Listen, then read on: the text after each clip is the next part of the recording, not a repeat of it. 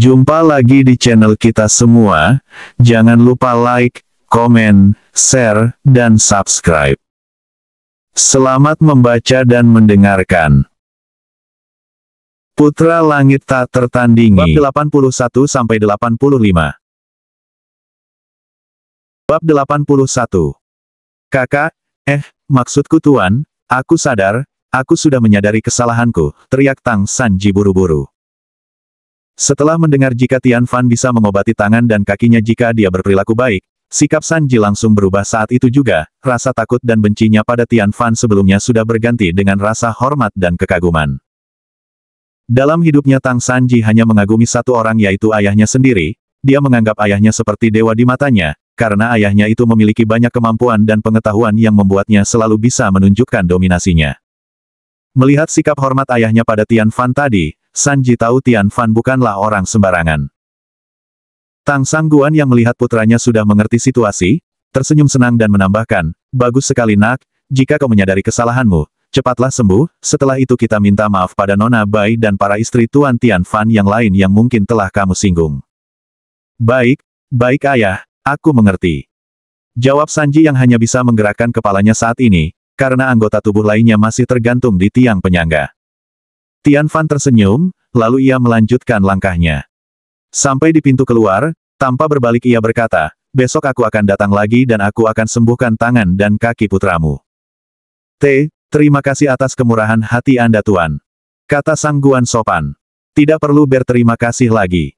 Aku sudah bilang, jika kalian berperilaku baik, aku tidak keberatan menyembuhkan kaki Tang Sanji, dan juga aku tidak akan mempersulit kalian lagi," kata Tian Fan datar.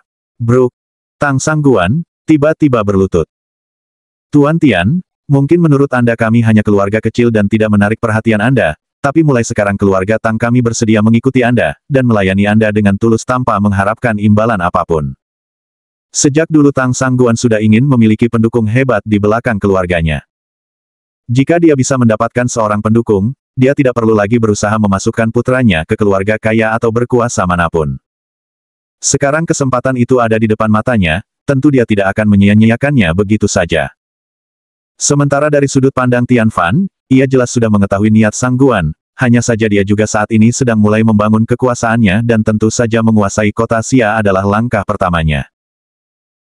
Dengan ditundukkannya keluarga Tang, itu artinya 4 keluarga terkaya telah ada di bawah kendalinya, ditambah keluarga Hua dan keluarga Ni di kota Guang, rasanya itu sudah cukup untuk berjalan menyamping di kota Xia. Lagi pula pesilat nomor 1 dan nomor 2 kota Xia kini adalah muridnya, begitu juga dengan penguasa setengah dari dunia bawah kota Xia juga adalah orangnya. Tian Fan tersenyum santai, lalu ia berkata, "Keluarga kalian ingin mengikutiku. Tapi aku tidak bisa memberikan apapun untuk kalian." "Tidak perlu Tuan Tian, kami bersedia mengikuti Anda tanpa berharap imbalan, Tuan, yang kami butuhkan hanya pengakuan dari Anda," sergah Sangguan bersemangat. "Baiklah kalau begitu, aku akan menerima keluarga Tang kalian. Tapi kalian harus ingat, jangan gunakan nama atau statusku untuk melakukan hal-hal buruk atau melanggar hukum," jawab Tian Fan tegas. "Baik Tuan," jawab Tang Sangguan cepat. "Kalau begitu aku pergi dulu, besok pagi aku akan kembali kemari dan mengobati putramu," kata Tian Fan lagi. "Apakah ada yang perlu saya siapkan untuk itu, Tuan?" tanya Sangguan. "Tidak perlu, biar aku yang urus semuanya. Baiklah aku akan pulang sekarang, para istriku mungkin sudah menunggu." Tian Fan berlalu, sambil merengkuh pinggang ramping Mei Ling yang sejak tadi menunggunya di luar pintu. Melihat itu, Tang Sangguan tiba-tiba punya ide bagus. Besok dia akan mengenalkan putrinya pada Tian Fan, siapa tahu putrinya bisa jadi salah satu istri Tian Fan, jika begitu bukankah posisinya akan semakin mantap. Bab 82. Sementara Mei Ling dengan penasaran bertanya pada Tian Fan, "Kakak, kenapa kakak malah menerima keluarga Tang? Bukankah kakak sendiri tahu, jika Tang Sangguan itu juga ikut terlibat dalam upaya penculikan adik Luqian? Sayang, mungkin kau merasa terlalu marah pada mereka karena adik kelimamu telah mereka culik. Tapi coba pikirkan, bukankah mereka menculik Luqian secara tidak sengaja, dan niat mereka menculiknya juga bukan untuk menyakiti Luqian, tapi justru untuk menarik perhatiannya. Tang Sangguan hanya ingin putranya mendapatkan penyokong yang kuat sebelum dipercaya memimpin keluarga Tang.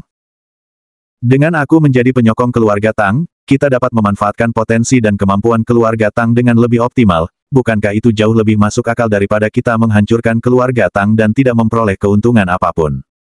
Jawab Tian Fan santai. Wah, kenapa sebelumnya aku tidak memikirkan sampai ke situ ya, Kak? Kata Mei Ling kagum, ia merasa yang dikatakan Tian Fan benar-benar masuk akal. Jika yang mereka lakukan benar-benar hal yang mengancam keselamatan keluarga kita, tentu balasan yang akan mereka terima, bukan sekedar tangan dan kaki patah, tapi kehancuran seluruh keluarga Tang. Kata Tian Fan tegas. Aku mengerti kakak. Mei Ling kini mengangguk paham. Besok aku akan kembali ke sini, untuk mengobati Sanji, sekaligus mengambil ginseng Panax berusia 500 tahun yang dijanjikan Tang Sangguan padaku.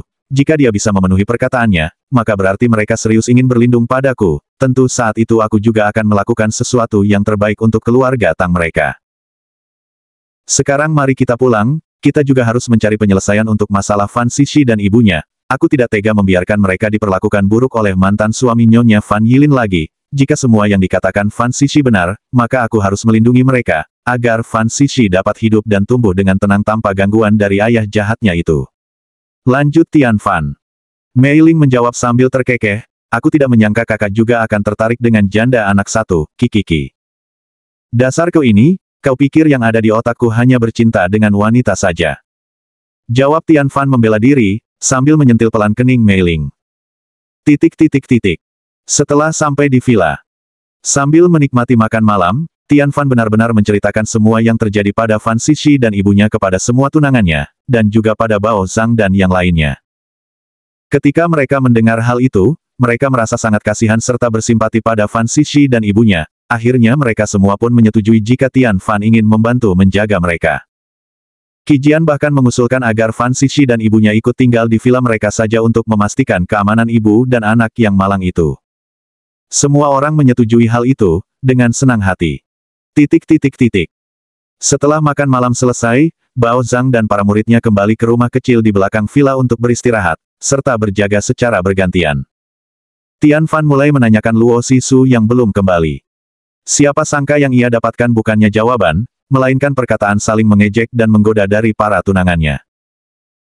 Kakak tampan, kau ini benar-benar tega, kau tidak tahu sejak tadi siang, kakak pertama sudah menantikan kedatanganmu dengan penuh kerinduan dan harapan. Kakak ketiga bahkan sudah membersihkan seluruh villa ini sendirian demi dirimu, tapi kau malah hanya menanyakan kakak kedua, bahkan setelah kamu menghabiskan waktu seharian dengan kakak keempat. Kau benar-benar tidak berlaku adil.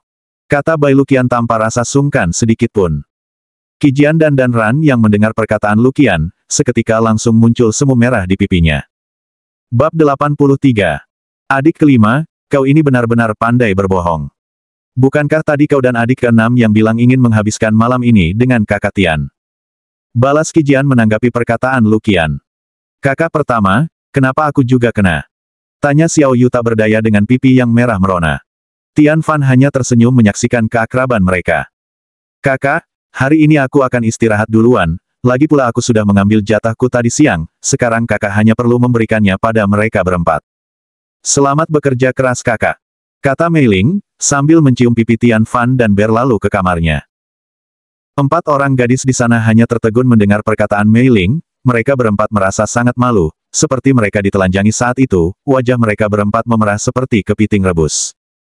Perdebatan sengit sejak tadi kini ditutup dengan kesunyian. Baiklah, kalian semua tunggu aku di ruangan utama, aku akan membersihkan diri, setelah itu mari kita selesaikan masalah kalian masing-masing. Jawab Tian Fan dengan seringai licik. Menyadari wajah licik Tian Fan, mereka berempat seolah tahu apa yang sedang dipikirkan Tian Fan. Namun begitu Tian Fan masuk ke kamarnya, mereka berempat pun mengikutinya dengan sukarela. Setelah Tian Fan keluar dari kamar mandi 15 menit kemudian. Hal yang diinginkan pun benar-benar terjadi malam itu.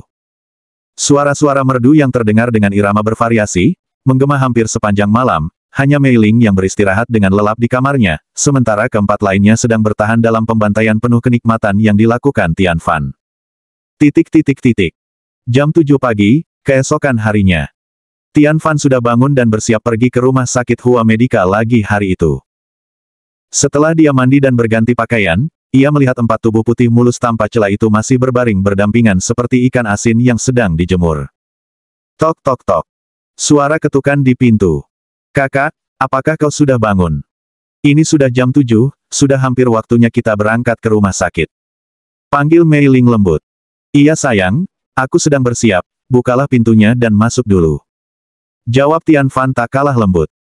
Saat Mei Ling benar-benar membuka pintu dan masuk, dia tercengang melihat pemandangan di depannya, 4 lawan 1, dan mereka semua terkapar. Seberapa kuat suamiku ini sebenarnya? Bukankah ini terlalu keterlaluan? Batin Mei Ling berguncang hebat, melihat wajah keempat orang itu berseri dipenuhi perasaan puas, mendadak Mei Ling tak ingin pergi ke rumah sakit lagi. Kakak, apa kau masih ada tenaga? Tanya Mei Ling penuh nafsu. Sebelum Tian Fan sempat menjawab, Mei Ling sudah menyerang dengan membabi buta. 2 jam kemudian. Sebuah mobil Land Rover putih dan Rolls-Royce Phantom hitam terlihat memasuki villa. Tian Fan yang sudah kembali rapi, turun ke lantai bawah meninggalkan 5 wanita terkapar di ranjang besarnya. Untungnya ranjang itu cukup besar dan sepertinya memang sudah didesain sedemikian rupa sehingga sangat pas untuk pertarungan besar yang melibatkan banyak orang.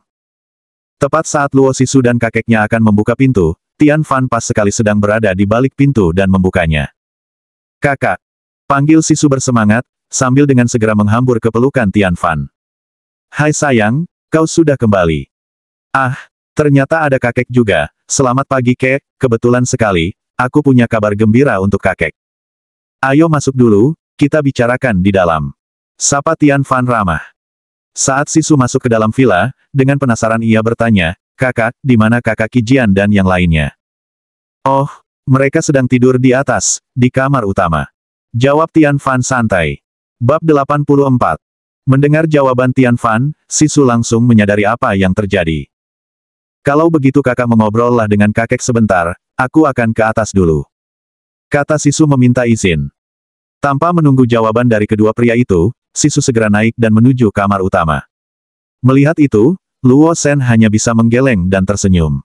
Nak, cara apa yang kau gunakan untuk meruntuhkan gunung es itu? Tanya Luo Shen sambil menatap cucunya yang menaiki tangga. Tidak ada kakek, semuanya hanyalah kebetulan, mungkin takdir memang sengaja ingin menyatukan kami. Jawab Tian Fan dengan sangat santai dan menyiratkan hatinya yang dipenuhi rasa syukur. Tolong jaga cucuku, dan bahagiakan dia, dia adalah milikku satu-satunya. Pinta Luo Shen dengan mata berkaca-kaca. Kakek tidak usah khawatir, selama aku, Tian Fan masih hidup, tidak akan kubiarkan apapun dan siapapun membuat Luo Sisu bersedih. Itu janjiku pada kakek. Janji Tian Fan yang membuat hati Luo Shen terasa sangat tentram. Oh iya kek, aku sudah menemukan salah satu dari bahan obat yang kakek perlukan, itu adalah ginseng panax berusia 500 tahun, Tang Sangguan hari ini akan memberikannya padaku. Tambah Tian Fan. Apa? Tang Sangguan? Nak, kau harus berhati-hati dengan orang itu, dia itu sangat licik. Kata Luo Shen mengingatkan. Kakek tenang saja, dia sekarang adalah salah satu orangku, jika kakek tidak keberatan mari kita ke rumah sakit Hua Medica bersama-sama. Kebetulan ada beberapa hal yang harus kuurus juga di sana, kek. Ajak Tian Fan. Kakek, pergilah dengan mobil kakek, biar kakak Tian dan aku naik mobilku saja. Teriak Sisu dari lantai 2. Dia yang sudah menyaksikan keadaan 5 orang itu, sudah punya niat lain di benaknya, dia sudah memutuskan kalau hari ini dia juga harus mendapatkan jatahnya bagaimanapun caranya. Luo Shen yang tidak mengetahui isi pikiran cucunya, hanya mengiyakan saja. Singkat cerita mereka pun berangkat, saat di tengah perjalanan, tiba-tiba Luo Sisu mengirim pesan pada kakeknya, kakek berangkatlah dulu, aku dan kakak Tian akan isi bensin sebentar, lalu setelah itu kami akan menyusul. Kata kakak Tian, kakek langsung cari paman Huo saja di sana, nanti kami menyusul. Meskipun isi pesan itu sangat biasa, tapi Luo Shen dapat memahami dengan baik apa yang sedang terjadi. Baiklah, jangan tunda Tian Fan terlalu lama, dasar gadis licik. Balas Luo Shen. Kakek. Hanya satu kata itu yang muncul sebagai balasan pesan dari Sisu. Meskipun menurut kita semua pesan itu bisa memiliki banyak arti, namun Luo Shen langsung paham jika pesan itu menandakan cucunya sedikit kesal dan malu. Saat itu mobil putih itu berbalik ke villa, 1 jam kemudian sosok yang berbaring polos tanpa busana di ranjang itu, kini sudah genap 6 orang. Akhirnya Tian Fan bisa dengan tenang berangkat ke rumah sakit. Sementara itu di rumah kecil di belakang villa. Kakak, aku mendengar kabar bahwa pesilat terkuat di kota Shenzhen itu akan datang kemari, apa kita perlu beritahu Tuan Tian dan kakak Lin Jia? Tanya Bao Jie membawa kabar. Tenang dulu, belum tentu dia datang untuk mencari masalah. Jangan membuat kegemparan terlebih dahulu, kalau guruku sampai marah dengan kinerja kita, aku bisa dalam bahaya, tunggu sebentar aku akan telepon kakak seperguruanku dulu. Saat itu Bao Zhang menelepon Lin Jia, dan dengan santai Lin Jia juga mengatakan kalau dia sudah mengetahui perihal berita tersebut. Lin Jia hanya mengingatkan dengan beberapa kalimat, kau jangan beritahu guru tentang hal ini dulu. Jika dia datang dengan sopan maka kita harus 2 kali lebih sopan, tapi jika tidak, kita buat dia tahu seberapa keras sikap kita, jika kita diganggu. Baik kakak, lalu kapan kakak kembali? Tanya Bao Zhang. Segera setelah dia tiba di kota Xia ini, karena kemungkinan dialah yang akan menggantikan posisiku sekarang. Jawab Lin Jia. Di stasiun kereta bawah tanah kota Xia, Ming Yuan, Ming Han, dan Ming Tianli putranya sedang menunggu kedatangan seseorang. Bab 85. Tentu saja yang mereka tunggu adalah Fan Mo Jun sendiri. Beberapa puluh menit berlalu, seorang pria kurus dengan rambut yang sudah beruban muncul di hadapan mereka. Apakah Anda Tuan Fan Mo Jun? Tanya Ming Yuan penasaran. Benar sekali, kau adalah. Namaku Ming Yuan Tuan, akulah yang berbicara dengan Anda di telepon sejak kemarin. Oh, jadi kau yang mengundangku berkunjung. Coba kau utarakan dulu, alasan apa yang kau punya sehingga mengundangku untuk datang. Tanya Fan Mo Jun datar. Kami ingin mengajukan kerja sama untuk mengambil alih jabatan dan kekuasaan di keluarga terkaya nomor 2 yang ada di kota Xia ini. Tambah Ming Yuan lagi. Mendengar perkataan Ming Yuan, Fan Mo Jun mulai tertarik. Apa keuntungannya untukku? Tanya Mo Jun lagi. Tentu saja, Andalah pemegang kekuasaan tertinggi di keluarga Bai nantinya. Wow, cukup menarik. Oke, aku menyetujui usulan kalian. Kata Mo Jun sambil memasang ekspresi puas di wajahnya, tak bisa menyembunyikan antusiasmenya. Baik jika begitu. Tuan, kami akan langsung mengantar Anda ke kediaman keluarga Bai, kebetulan adik perempuanku adalah menantu tertua dari keluarga Bai, pungkas Ming Yuan. Sudah pukul 1 siang saat Tian Fan tiba di rumah sakit. Kakek Luo Shen sedang diperiksa secara pribadi oleh Dr. Hua Zhenhao. Wah, Tuan Luo, ini benar-benar sebuah keajaiban, sepertinya penyakit Anda sudah membaik hingga lebih dari 80%. Seru Zhenhao takjub. Tentu saja ini berkat pertolongan dari menantu kita yang memiliki kemampuan sangat ajaib itu.